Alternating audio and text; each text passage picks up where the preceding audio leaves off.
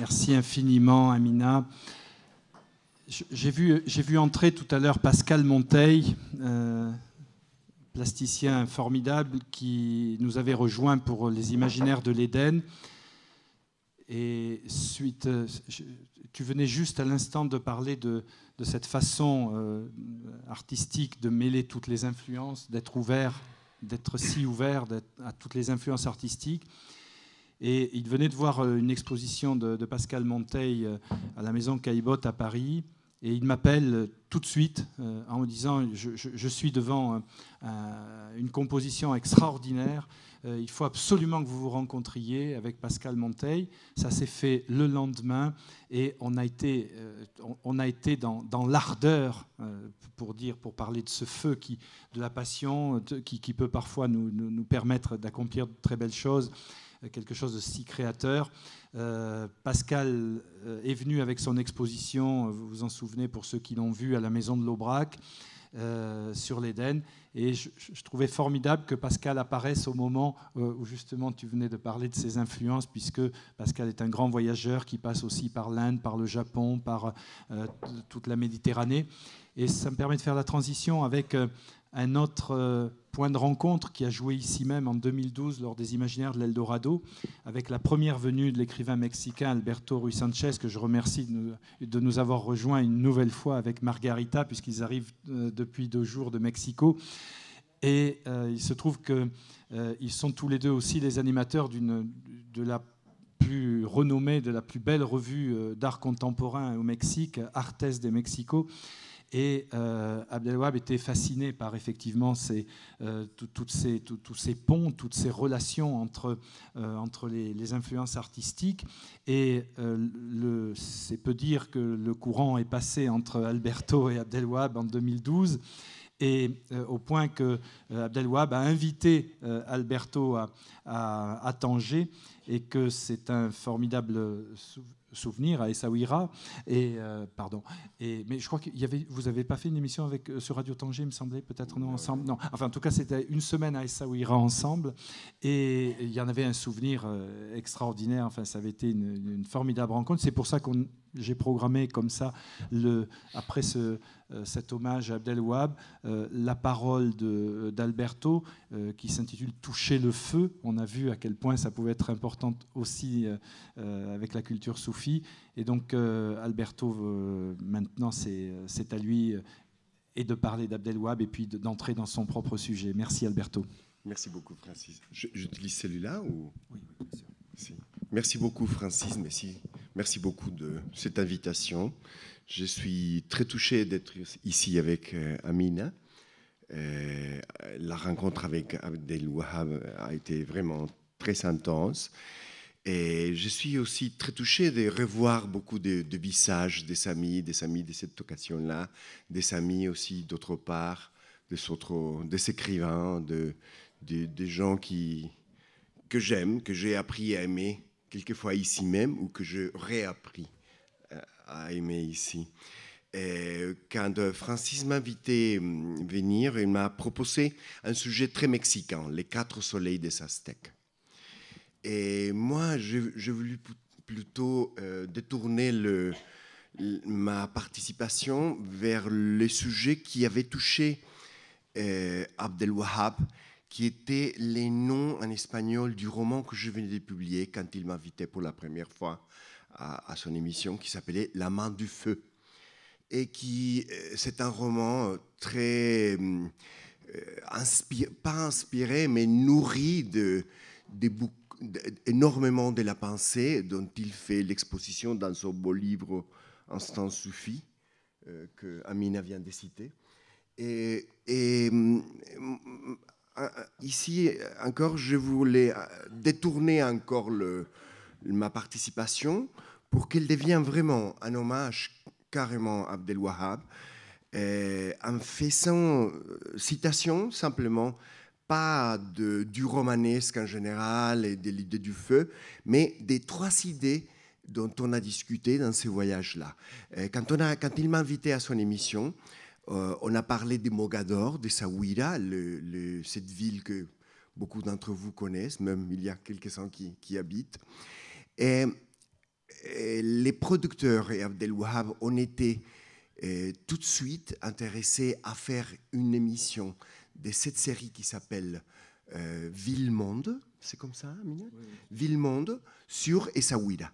Et alors, j'ai reçu l'invitation à aller avec eux et interviewer le pêcheur, les artistes, aller partout dans la ville. C'est une ville qui a 50 000 habitants, avec une muraille formidable.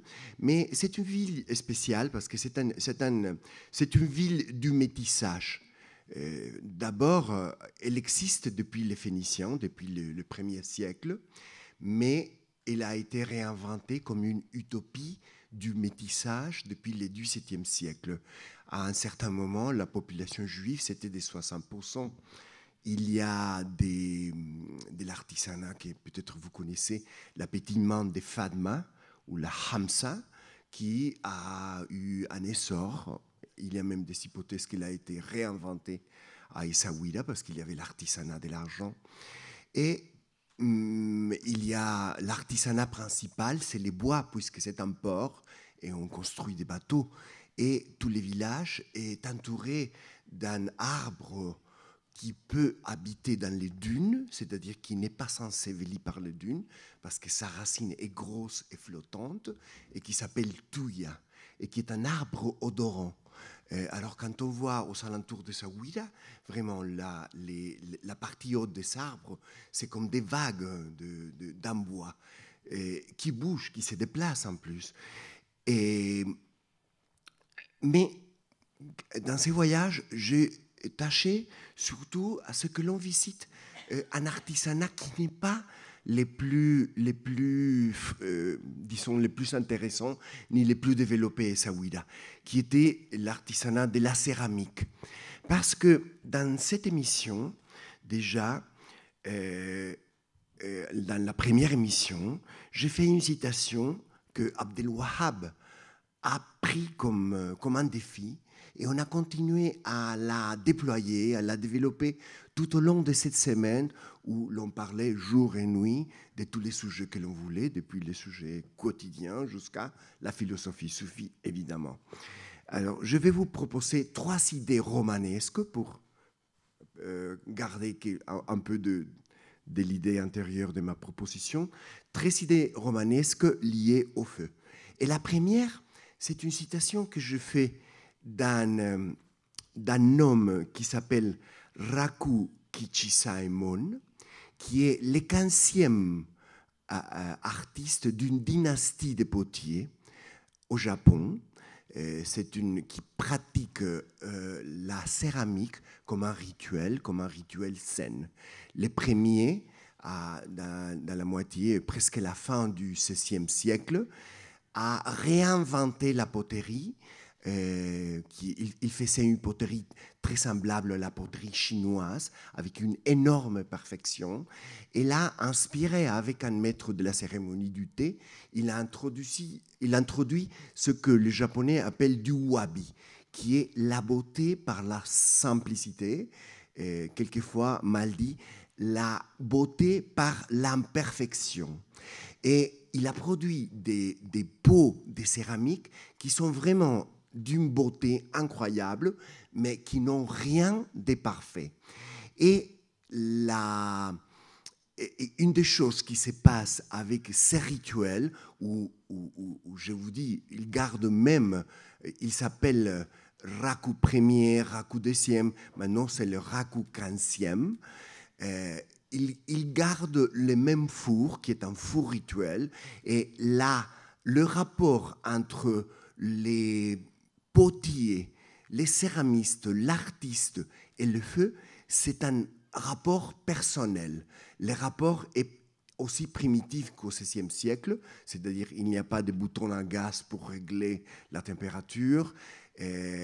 La température, même si c'est avec de la terre, aussi cultivée, ils disent rituellement, c'est-à-dire les grands-parents préparent la terre qui servira aux petits-fils. C'est-à-dire il y a un saut de 3 générations pour la préparation de la terre. Ça fait nous rappeler que dans toutes les études, même les études de Lévi-Strauss sur la potière jalouse, l'acte d'aller chercher la terre pour faire de la poterie, c'est quelque chose de très réglé, de très spécifique, c'est une partie importante du rituel. Ici, dans les raku, c'est une question des générations qui va dans la dynastie. Les grands-pères gardent la terre pour les petits-fils. Et alors, avant de cette émission avec Abdelwahab, j'ai entendu, on était à Kyoto avec Margarita et nous sommes allés dans c'est pas un temple, c'est pas un magasin, c'est un endroit comme les Japonais font où on peut voir l'histoire de ces traditions. C'est un musée privé et en même temps c'est un sanctuaire. Et là, j'ai entendu l'artiste dire ma vie. La santé de ma vie, c'est de répondre au défi du feu. C'est moi et le feu. Et je lui ai demandé de m'expliquer un peu ça. Et il m'a dit, je fais la même chose tous les jours, tous les temps que je mets quelque chose au four. Et chaque fois, il y a quelque chose de différent. Abdelwahab m'a dit, c'est comme un roman. Alors je pensais à cette idée, l'idée que, vous savez, dans les romans, les narrateurs, c'est lui qui raconte l'histoire, ce n'est jamais l'auteur, c'est un personnage aussi, inventé par l'auteur. Et alors, cette idée, c'est les derniers narrateurs d'un roman, c'est le feu. C'est celui qui décide à la fin, c'est qui sera le développement de l'histoire, comment est-ce qu'elle va finir. Et là, puisque je commence ces colloques, je vais me permettre de faire peut-être des citations qu'on entendra peut-être plusieurs fois. Alors, l'incontournable Bachelard. Le feu est l'ultra-vivant. Le feu est intime et il est universel. Il vit dans notre cœur, il brûle au paradis, il brûle à l'enfer. Il est douceur et torture. Il est cuisine et apocalypse. C'est un Dieu tutélaire, c'est un Dieu tutélaire et terrible, bon ou mauvais. J'ajoute, c'est notre narrateur. Deuxième idée romanesque, je vous dirais, c'est grâce au feu que l'on peut devenir blasphème aujourd'hui, même les gens qui ne croient pas. Et pour arriver à cette idée, il me faut me rappeler d'un autre instant, pas celui de Rabia qu'on a entendu et que Amina a si bien nous fait nous souvenir, mais c'est un livre que vraiment, c'est une délice. Je ne sais pas si notre libraire là, mais c'est vraiment un livre très très beau. Et il y a un chapitre où il parle du débordement et comment il y a dans la tradition soufie deux traditions, des lignées. La lignée de la contention et la lignée du débordement. Alors, dans les débordements, il y a Bestami, un des soufis, qui a fait vraiment les faux pas que Halash, le grand mystique, après, a développé et lui a coûté la vie, d'abord les gibiers, et après, il a été brûlé. Cette petite transition a consisté à parler du feu comme le Dieu auquel on tente, le feu comme les dieux vers lesquels on se mobilise, mais aussi pas seulement comme le feu qui nous attire, et là on parle du feu en troisième personne, c'est lui le feu, c'est lui Dieu, mais il y a un moment où les mystiques est si proche du feu qu'il devient le feu, il devient Dieu. Et les mystiques commencent à parler de Dieu en première personne. Grand péché. grande hérésie. Mais, et c'est un des sujets dont on a beaucoup parlé avec Abdel Wahab, c'est tout le rapport entre la tradition mystique chrétienne et les traditions islamiques. Les grands mystiques, vraiment ceux qui vont au-delà des limites, comme Saint Jean de la Croix, qui est vraiment quelqu'un d'exceptionnel, il reprend toute la tradition islamique et lui, il fait encore un détour, encore un glissement. Au lieu de dire « Dieu, c'est moi », il a dit « Dieu, c'est l'aimer et moi, je deviens le même. Je touche le feu, je deviens le feu. » La conséquence hérétique qu'il y a implicite quand on fait mention d'un roman et va à l'action d'admettre que si l'on prend ça pour vrai, chaque fois que l'on fait l'amour, on construit dans la personne aimée l'imaginaire d'un Dieu. On sacralise la personne aimée. Alors, faire l'amour avec ma femme, c'est admettre, faire, mais en même temps accepter la révélation qu'elle est une déesse. Faire l'amour, c'est le rituel d'accepter la femme aimée comme déesse. J'arrête. Troisième idée. L'idée de la connaissance du feu. Et là, c'est une question qui est absolument incontournable. La connaissance du feu va au-delà de la passion pour le feu. Connaître Dieu, c'est devenir un avec Dieu, l'aimer et la main convertis dans le même feu. Mais il y a quelque chose qui dépasse toute idée de modernité dans le sens scientifique du terme.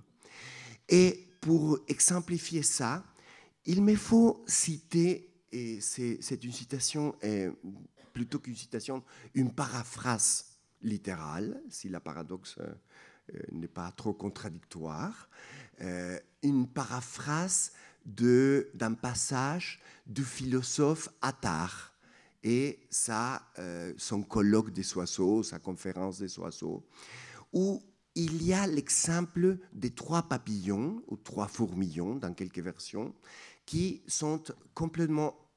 les papillons ont un amour sans mesure pour une chandelle. Ils s'approchent d'un temple où on garde une veilleuse. Les 3 papillons voient à l'extérieur la lumière de la chandelle et ils décident qu'ils veulent connaître le feu, son grand amour. Alors, ils nomment un des papillons qui se prend volontaire tout de suite pour aller connaître le feu et venir raconter aux autres sa connaissance. Les papillons font les tours de la chandelle, font les rapports de la chaleur, la distance, la couleur, la forme variable. Il est fasciné, mais en même temps, c'est un papillon très rigoureux. Il revient, il fait les comptes rendus objectifs de la description du feu. Les autres papillons sont enthousiastes. Ils ne peuvent qu'être enthousiastes avec la connaissance, on dirait maintenant scientifique du feu, la connaissance objective du feu. Mais un deuxième papillon qui a ce qu'il faut toujours avoir quand on a une soif mystique et une soif romanesque, il y a les doutes. Et il a dit, mais c'est bien, c'est scientifique, c'est objectif, mais je pense qu'il faut y toucher.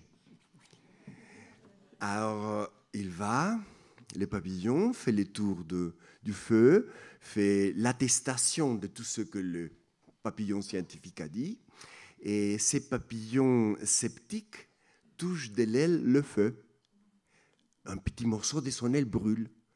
Elle revient en papillonnant avec toute la maladresse de l'occasion et les raconte, disons, phénoménologiques de l'expérience de toucher le feu.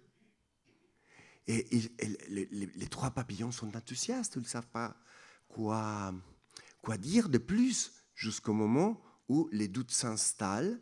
Et le troisième papillon qui n'est pas allé, il a dit « Je suis sûr que je peux expérimenter mieux la connaissance du feu ». Alors, il va directement, il fait l'attestation de la connaissance du papillon scientifique, il fait l'attestation de la connaissance du papillon phénoménologique, et après savoir brûler son aile, ces papillons se jettent complètement dans le feu.